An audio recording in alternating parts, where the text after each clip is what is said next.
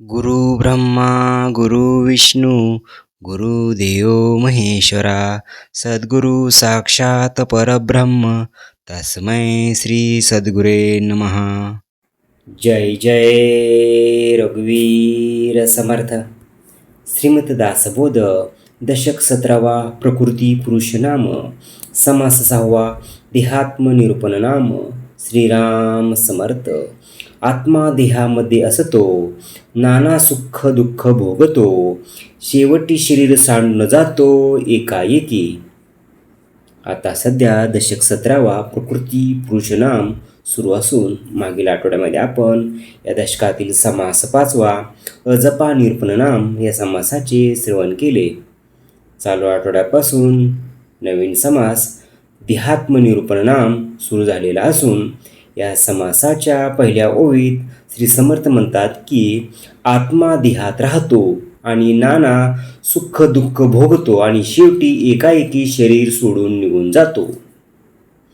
शरीरे शक्ती तारुण्यपणी, नाना सुखे भोगी प्राणी, अशक्त होता वृद्धपणी दुःखे भोगी. श्री समर्थ पुढील ओळीत सांगतात की तारुण्यात शरीरात शक्ती असते तेव्हा प्राणी नाना सुखांचा उपभोग घेतो. वृद्धपणी शरीरातील शक्ती नाहीशी होऊन गेल्यानंतर तो अशक्त होतो आणि दुःख भोगतो. मरावे ना ऐसी आवडी, हातपाये खोडून प्राण सोडी, नाना दुःखे अवघडी वृद्धपणी.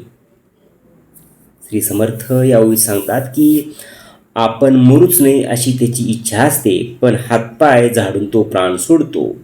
वृद्धपणी त्याला अनेक दुःखे सोसावी लागतात आणि तो अवघडून जातो. देह आत्मयाची संगती, काही एक सुखे भोगती, चरफडून जाती देहांत काळी. श्री समर्थ ते सांगतात की देह आणि आत्मा यांची संगत झाली की काही सुख भोगायला मिळते खरे, पण देहांत काळी चरफडून प्राणी मरतो. ऐसा आत्मा दुःखदायक, एकांती प्राण घेती एक, आणि शेवटी निरार्थक काहीच नाही. श्री समर्थ यावेळी सांगतात की देहाचा आत्म्याशी संयोग असा दुःखदायक आहे. लोक स्वार्थासाठी एकमेकाचा प्राण घेतात, पण शेवटी सर्व निरर्थक ठरते, त्याचा काही उपयोग होत नाही. ऐसा दो दिसाचा भ्रम, त्यास म्हणती परब्रह्म, नाना दुःखाचा संभ्रम मानून घेतला. श्री समर्थ यावेळी सांगतात की असा 2 दिवसाचा भ्रम आहे, त्यालाच परब्रह्म म्हणतात. नाना दुःखाच्या पसाऱ्याला ते गोड मानून घेतात. दुःखी होऊन चरफडून गेले, तेथे कोण समाधान झाले, काही एक सुख भोगले ते सर्वेची दुःख. श्री समर्थ यावेळी सांगतात की दुःखी होऊन चरफडून मेले, तेथे कुठले समाधान लाभले, काही एक सुख भोगतात नाही तोपर्यंत सर्वत्र दुःख प्राप्त होते.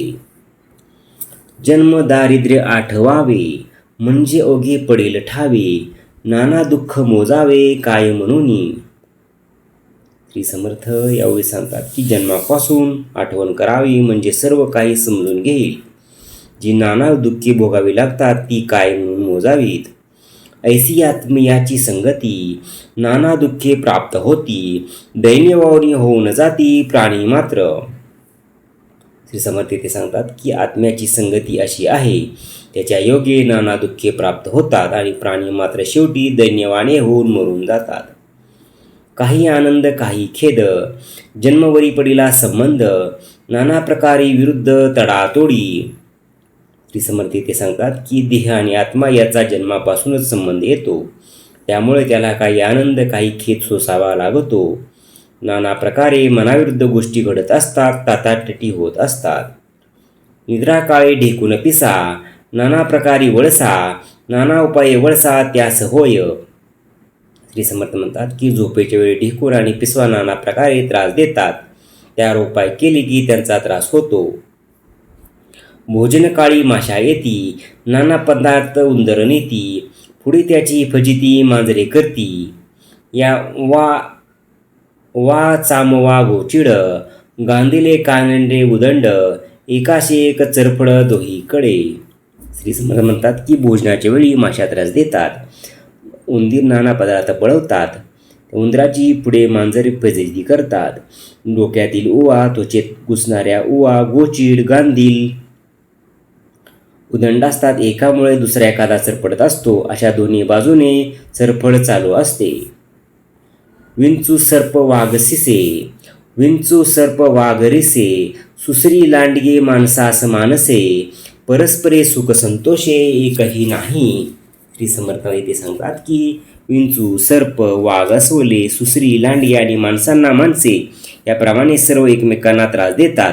परस्परामध्ये प्रेम, संतोष किंवा सुख कुठेही दिसून येत नाही. 84 लक्ष उत्पत्ती, एकास एक भक्षती, नाना पिढा दुःखणी किती म्हणून सांगावे. श्री समर्थ ते सांगतात की 84 लक्ष योनीमध्ये असंख्य जीवाची उत्पत्ती होत असते. त्यातील कित्येक एक दुसऱ्यास भक्षण करीत असतात. प्राणीमात्रांना ज्या नाना पीडा आणि दुखणी भोगावे लागतात त्याचे वर्णन किती म्हणून करावे. ऐशी अंतराम्याची करणी, नाना जीव दाटले धरणी, परस्परे संवारणी एका एकाची. श्री समर्थ ते सांगतात की अंतरात्म्याची करणी अशी आहे. या पृथ्वी तलावर अनेक प्रकारच्या जीवांची अगदी दाटी आहे. त्यात सतत परस्परांचा संवार करणे सुरूच असते. अखंड रडती चरपडती, विवळ विवळ प्राण देती, मूर्ख प्राणी त्यास म्हणती परब्रह्म. श्री समर्थ म्हणतात की असे प्राणी अखंड रडतात, चरपडतात, विवळून प्राण देतात आणि मूर्ख प्राणी त्यास परब्रह्म म्हणतात. परब्रह्म जाणार नाही, कोणास दुःख देणार नाही, स्तुतिनिंदा दोन्ही नाही परब्रह्मी. श्री समर्थ ते सांगतात की परब्रह्म कधी जात नाही, ते कोणास कधी दुःख देत नाही. स्तुती आणि निंदा दोन्ही परब्रह्माच्या ठिकाणी लागत नाहीत.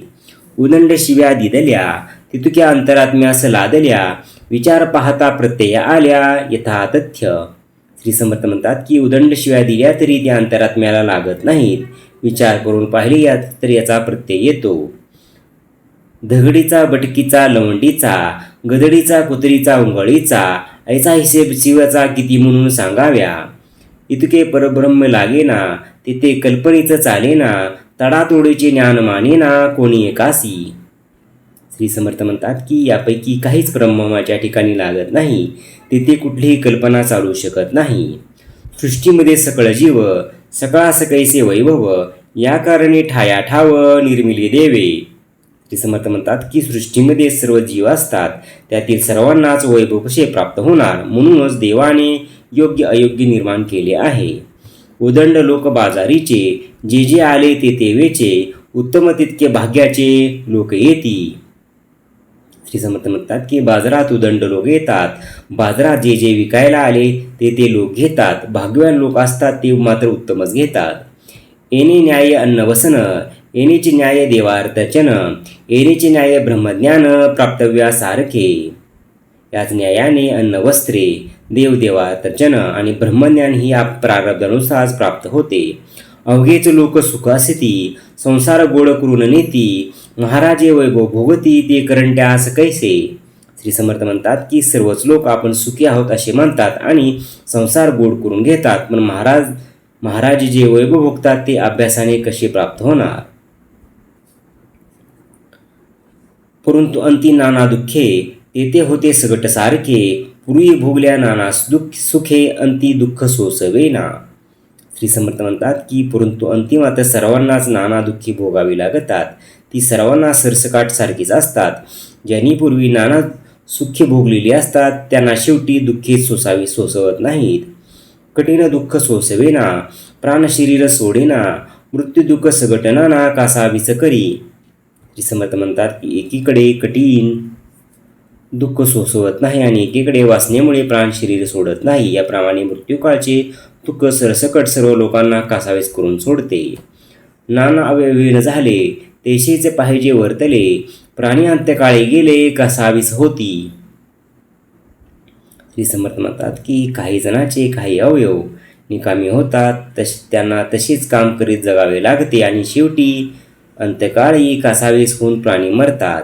रूप लावण्य अवघे जाते, शरीर सामर्थ्य अवघे राहते, कोण नसता मरते आपद आपदो.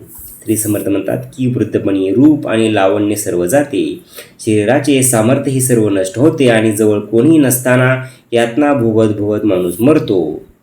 अंतकाळ दैन्यदीन सकळ कास समान ऐसे चंचळ लक्षण दुःखकारी. श्री समर्थ म्हणतात की अंत्यकाळ हा सर्वांना सारखा दैन्यवान असतो. असे हे चंचळाचे म्हणजे अंतरात्म्याचे अवलक्षण फार दुःखदायक आहे. भोगून अभोगता म्हणती हे तो अवघीची फजिती, लोके उगेच बोलती पाहिल्या विन. श्री समर्थ म्हणतात की तरी लोक त्यांना भोगून अभोगता असे म्हणतात. खरे तर सर्व फजितीच असते, पण लोक पाहिल्याशिवाय उगीच बोलत असतात. अंतकाळ आहे कठीण, शरीर सोडीना प्राण, बराड्यासारखे लक्षण अंतकाळी. श्री समर्थ शेवटी सांगतात की अंतकाळ फार कठीण असतो, प्राण शरीर सोडत नाही आणि अंतकाळी केविलवाणी असहाय्य भिकाऱ्यासारखी अवस्था होते. इति श्रीदासबोधे गुरुशिष्य संवादे देहात्मनिरूपण नाम समास 6वा. जय जय रघुवीर.